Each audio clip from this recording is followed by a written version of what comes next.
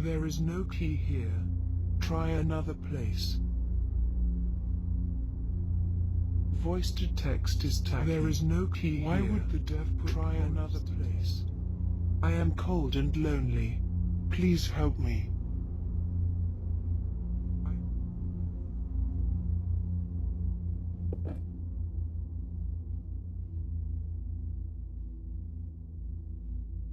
I am cold and lonely. Please help me. The indigo kill me. That is fine. However, don't expect me to be I do not enjoy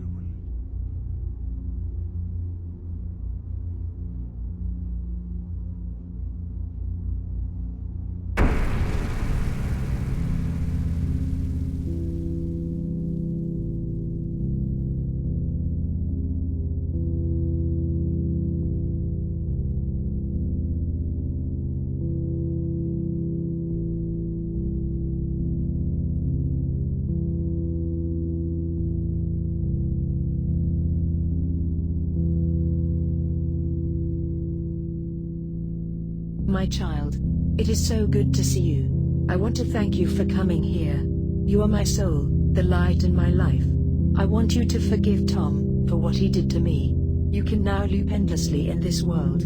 I will talk to you with my eyes and you will hear. When you are lonely, look for me. I love you. Now go in peace.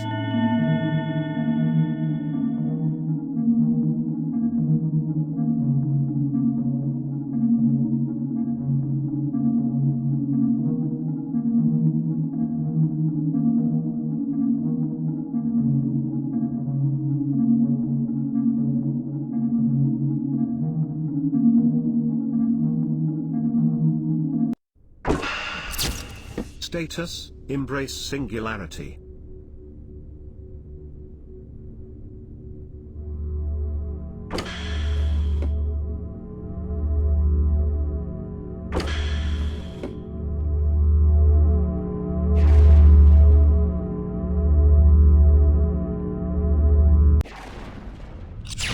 Status: Karma Killer.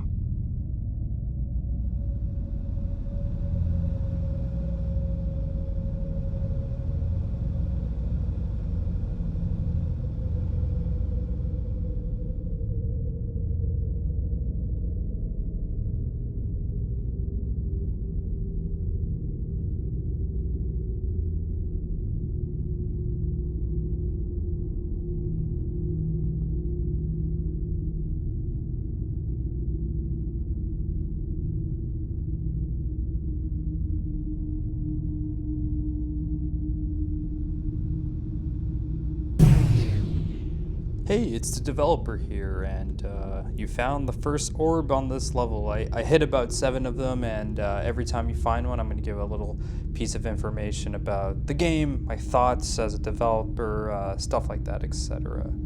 So I guess the first thing is just I want to thank you for playing the game. It took me a very long time to make.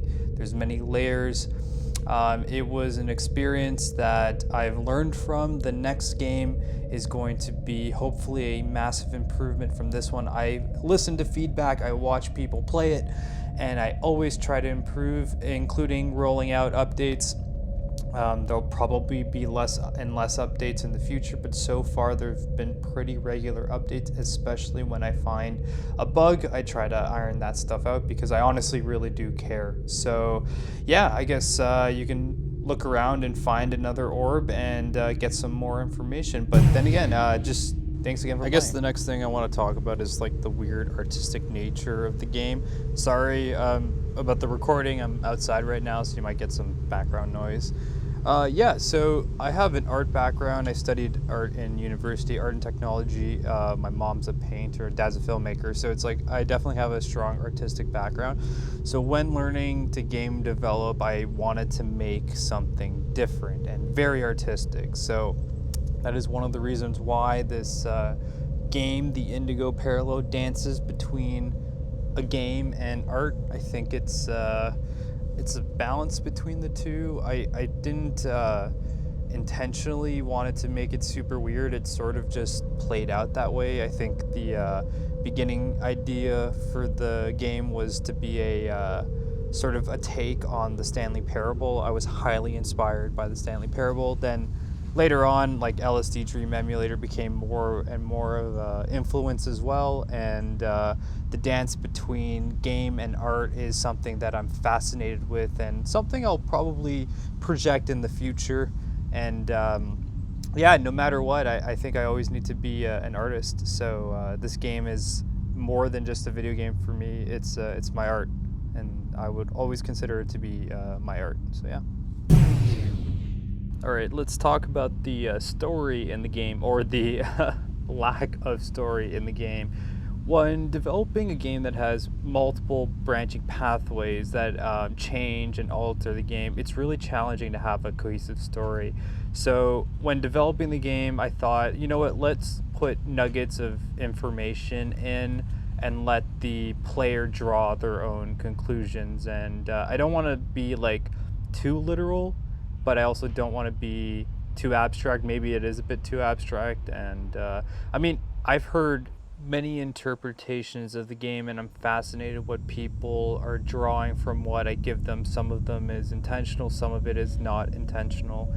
So I guess the one thing I did learn from it would be that sometimes people do want a cohesive story. Maybe this game is too random. I've definitely learned from this experience, and I'm going to always improve myself, and maybe there could be a pathway that can be a bit more decisive. I mean, at the end of the day, it's like, it's supposed to be weird and artistic, and I drew a lot of inspiration from simulation theory. Simulation theory is the idea that the world is a simulation, and I'm fascinated by that. And that's one of the things that the whole indigo parallel is about. It's just that everything's a simulation, so who gives a fuck? It could be random, it could be whatever. So yeah, that's just my thoughts on the story of the game.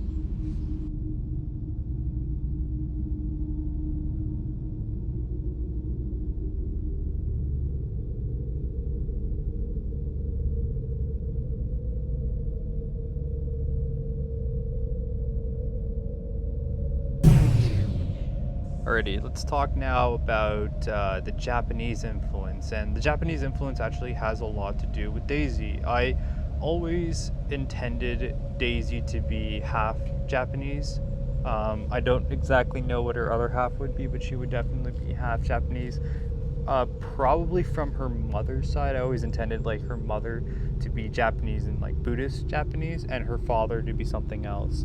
So one of the things is that I was inspired by LSD Dream Emulator. So having Daisy being Japanese and being inspired by a Japanese game, those two together were a huge inspiration. So I had to put a lot of Japanese iconography, but also like bit of architecture, and also just like the hiragana, the textures that change after a certain branch. That's highly inspired by LSD Dream Emulator. But Japan as a whole fascinates me.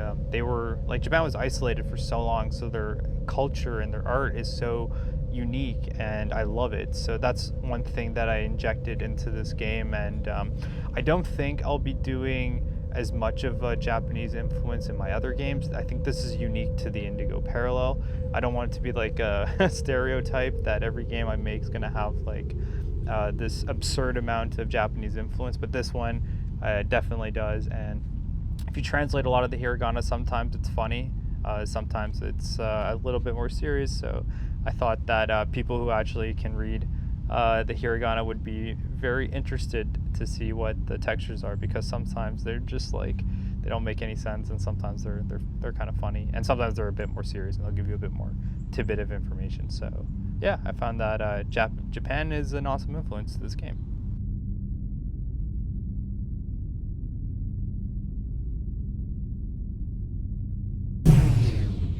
I heard that some people didn't like the voice to text in the game, and yes, it was a resource thing, that it was just a lot easier to feed a voice to text ton of information and be able to pump out audio files really quickly. But it's also, I felt like it helped the game in a certain way, in the sense of the game is chaotic and robotic and weird, and I think that the unnerving sound of text to speech helped it. I don't know if a natural voice would add to the game at all.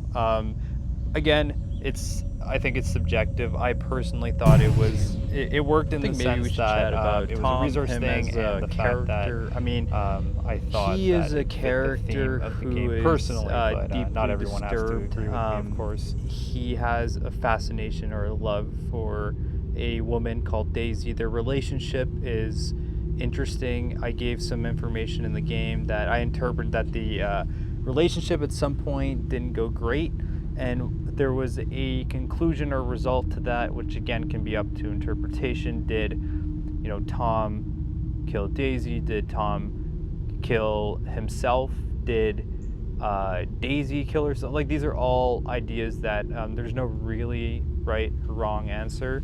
I feel like there's enough information for most people to draw their own ideas and conclusions, but for me personally, I think that I don't know, that it's all a simulation and it doesn't matter and everything's a dream. But that's like the lamest thing anyone could do in a video game or a story. So let's say that yeah, Tom did kill Daisy. Let's say that, yeah.